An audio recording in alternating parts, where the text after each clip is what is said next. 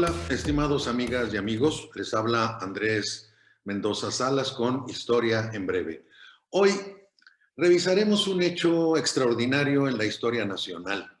Se trata de la promulgación del acta solemne de la Declaratoria de Independencia de la América Septentrional por el primer Congreso de Anáhuac, sancionada en el Palacio de Chilpancingo el 6 de noviembre de 1813. Su significado es toral, es seminal prácticamente para determinar el contenido de las constituciones de 1824, 1857 y 1917.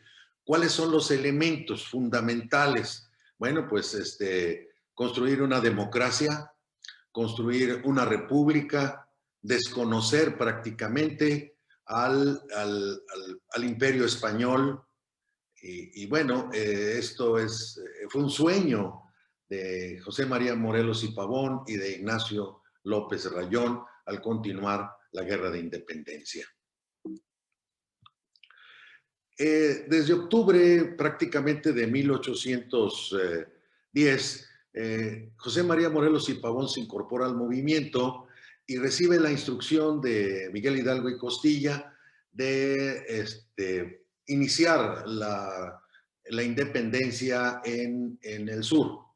Con él, con Miguel Hidalgo, estaba Ignacio López Rayón.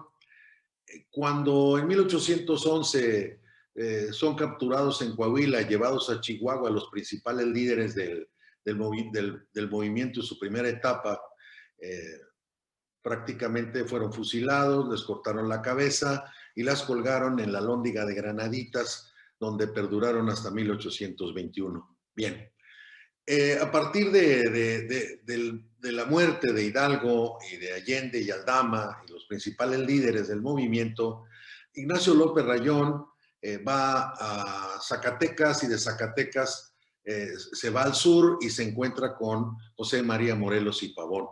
Ambos plantean un gran proyecto de nación que vamos a ver a continuación.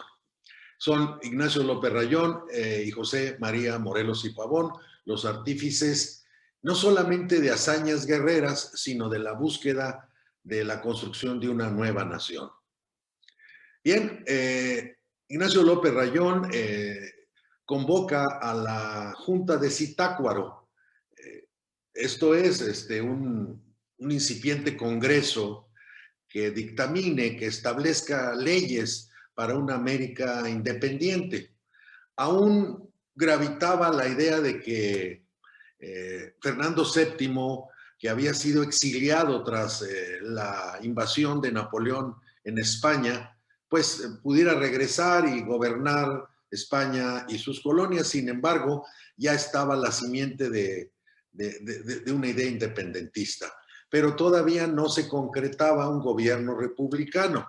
Veamos, de los primeros participantes en estas juntas, al menos los líderes, López Rayón, José María Morelos y Pavón, José María Lisiaga y José Sixto Verduzco.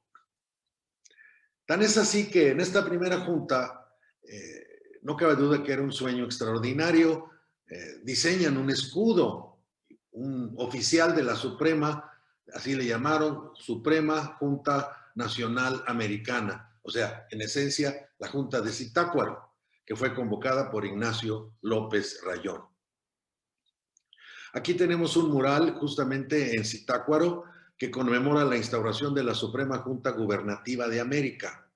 Ellos tenían una visión mucho más amplia de lo que era la Nueva España en aquel instante. Tan es así que crearon banderas, la bandera parlamentaria, la de comercio y la de guerra. Pero la más impactante, porque invoca todo un dolor por la muerte de Hidalgo, que es la bandera El Doliente de Hidalgo, que fue usada en señal de luto. La usaban los insurgentes que comandaba Ignacio López Rayón y formaron en aquel entonces, también con el apoyo de José María Cos, formaron un comando de la muerte. Finalmente fueron diezmados por Félix María Calleja del Rey. Félix María Calleja del Rey, que comandaba el ejército realista, básicamente estaba interesado en que no se realizara el Congreso, además de acabar con la insurgencia, de tal manera que ataca todos los lugares donde se reunía el Congreso, la Junta de Zitácuaro, y llega el 12 de enero de 1812, los expulsa de ahí, pero ellos persistentes continúan sus sesiones en Sultepec. Para el 30 de abril, prácticamente a salto de mata, porque perseguidos de una población en otra, cuidándose de que los realistas no llegaran, el 30 de abril de 1812, Ignacio López Rayón redacta un documento toral. Vaya, es un documento extraordinario, todavía tiene algunos elementos de una idea de imperialismo que parecía que no se iba a eliminar, pero finalmente se logró. Señala entre los más importantes, son poco más de 30 elementos constitucionales, dice: México es libre e independiente de toda otra nación. Que todos sus ministros se sustenten de todos y solo los diezmos y primicias, y el pueblo no tenga que pagar más subvenciones que la de su devoción y ofrenda. Es decir, fuera impuestos salvo los necesarios, y que la austeridad reine en los funcionarios. Pero lo más relevante, que la América es libre e independiente de España y de cualquier otra nación. En el siguiente que voy a comentar todavía está la idea de Fernando VII como gobernante. La soberanía dimana inmediatamente del pueblo. Esto es toral. Reside en la persona del señor don Fernando VII y su ejercicio en el Supremo Congreso Nacional Americano. Es decir, pensaban que Fernando VII iba a gobernar desde España, pero la aplicación de esas políticas la realizaría ese Supremo Congreso Nacional Americano, o sea, la junta que inició en Zitácuaro. Se declara que la soberanía dimana del pueblo, la cual se deposita en sus representantes, dividiendo los poderes de ella en legislativo y judiciario. Ya estaba prácticamente latente la organización gubernamental republicana. Sin embargo, con el acoso de Félix María Calleja del Rey, de los ejércitos realistas, lo que era la Junta de Zitácuaro se convierte en el Congreso de Anáhuac, ya con mayor cantidad de personas, de acuerdo a cómo iban triunfando en las diferentes provincias, tanto Ignacio López Rayón como José María Morelos y Pavón, y principalmente él. Entonces, el Congreso de Anáhuac, que inicia el 13 de septiembre de 1813, está compuesto fundamentalmente por Ignacio López Rayón, José Sixto Verduzco, Andrés Quintana Roo, José María Lisiaga, Carlos María de Bustamante y, lógicamente, José María Morelos y Pavón. Y justamente ahí es que redacta y se leen los sentimientos de la nación, redactado por José María Morelos y Pavón, que tiene una relación con los elementos constitucionales de Ignacio López Rayón. Los sentimientos de la nación ya son más avanzados, ya establecen un gobierno liberal, democrático, ya se olvidan de Fernando VII, fuera Fernando VII, y me permito comentarlos. Dicen los sentimientos de la nación: declarar la independencia y libertad de América de España y de cualquier otra nación, gobierno o monarquía. Reafirmar que la religión católica será la única aceptada sin tolerancia de ninguna otra. Recordemos que la cultura de la época era muy religiosa, y pues José María Morelos y Pavón era fundamentalmente ser un sacerdote, ¿no? Pero relevante para las legislaciones futuras, establecer que la soberanía dimanaría del pueblo y del Supremo Congreso Nacional Americano, compuesto por representantes de cada provincia en igualdad de números, eliminándose la figura del rey de España. Así, punto. Se declara fundamentalmente que ya no dependemos de España. Una vez reconocida la soberanía de la nación y con una política inspirada en la Revolución Francesa, el gobierno se dividiría en tres poderes: ejecutivo, legislativo y judicial, y se cambiaría la forma de gobierno. Se eliminaría el sistema monárquico y se establecería un gobierno liberal. un sueño que tardó en concretarse, un sueño de estos geniales hombres que tardó en concretarse, pero bueno, vamos, finalmente se logró. Ellos también hicieron un símbolo, un sello, un escudo oficial. Este es el escudo oficial de la Junta General de la América Septentrional de 1815. Bien, vamos a dar un repaso de los elementos que hemos visto hasta este momento para que nos vaya quedando muy claro cómo es el proceso. El 20 de octubre de 1810, José María Morelos y Pavón se encuentra con Miguel Hidalgo y Costilla en Indaparapeo, Michoacán, y le ofrece sus servicios. Hidalgo lo nombra comisionado con rango militar para encabezar la insurrección del sur y le dio a conocer sus ideales. Aquí vamos a ver algo que resulta importante. Algunos críticos de Miguel Hidalgo lo han señalado como un hombre que no tenía una idea muy clara de hacia dónde iba.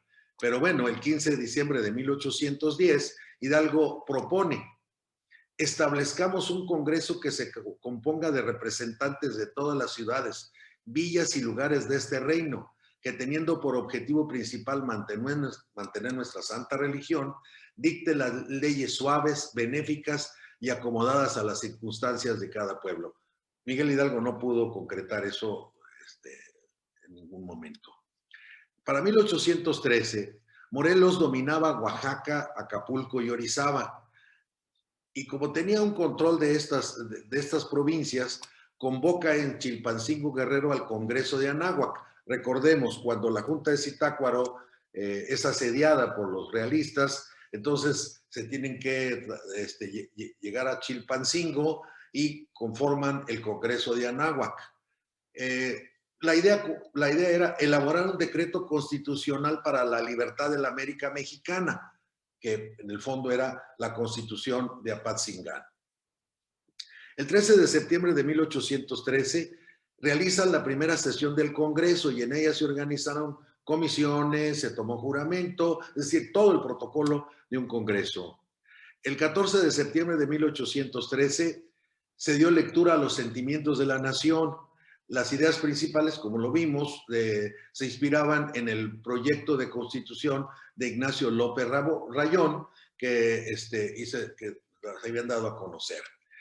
El 6 de noviembre de 1813, este Congreso de Anáhuac promulga el acta solemne de la Declaratoria de Independencia de la América Septentrional, que fue sancionada en el Palacio de Chilpancingo. Esto es el acto relevante porque tiene un significado muy profundo, es la separación. Que no se haya logrado, bueno, las circunstancias así lo imponían. El 21 de noviembre de 1813, Carlos María de Bustamante realiza algunas modificaciones al manuscrito original de los sentimientos de la nación, que no llegó a leer Morelos por andar en la lucha contra los realistas. El 24 de febrero de 1814, los realistas llegan a atacar la ciudad, confiscan el archivo del Congreso, incluso ahí estaba el original de los sentimientos de la nación. El 22 de octubre de 1814 ya era imposible permanecer en Chilpancingo, de tal manera que con esfuerzo, asolados por los realistas, de alguna manera logran promulgar el decreto constitucional para la libertad de la América mexicana, que es justamente la Constitución. Se desplazan a la ciudad de Apatzingán, donde la promulgan, la establecen, de tal manera que elementos constitucionales, sentimientos de la nación, Junta de Zitácuaro, Congreso de Anáhuac y finalmente la Constitución de Apatzingán. Esta Constitución tenía fundamentalmente los lineamientos de los sentimientos de la nación y estuvo vigente hasta 1824, pero estuvo vigente en las provincias controladas por los insurgentes, no así en todo el país. Bien, aquí tenemos una imagen del acta solemne de la Declaratoria de Independencia de la América Septentrional. Aquí el texto completo de esto, de esta declaratoria, y lo esencial. El Congreso de Anáhuac, legítimamente instalado en la ciudad de Chilpancingo de la América Septentrional por las provincias de ella, declara solemnemente que por las presentes circunstancias de la Europa ha recobrado el ejercicio de su soberanía usurpado, que en tal concepto queda rota para siempre jamás y disuelta la dependencia del trono español, que es árbitra para establecer las leyes que le convengan para el mejor arreglo y felicidad interior. Es un primer documento legal que marca la separación de la Nueva España de España. Lo firmaron el 6 de noviembre de 1813 los diputados del Congreso de Anáhuac, convocados por José María Morelos y Pavón e instalados en Chilpancingo, Guerrero. ¿Quiénes formaron parte de este hecho extraordinario? Pues Carlos María Bustamante, José Sixto Verduzco, José María Lisiaga, Andrés Quintana Roo, Ignacio López Rayón, José Manuel de Herrera y fundamentalmente José María Morelos y Pavón. En este congreso lo nombran a él generalísimo y él declina ese nombramiento y dice: yo prefiero que me llamen siervo de la nación, porque eso soy. Muchas gracias.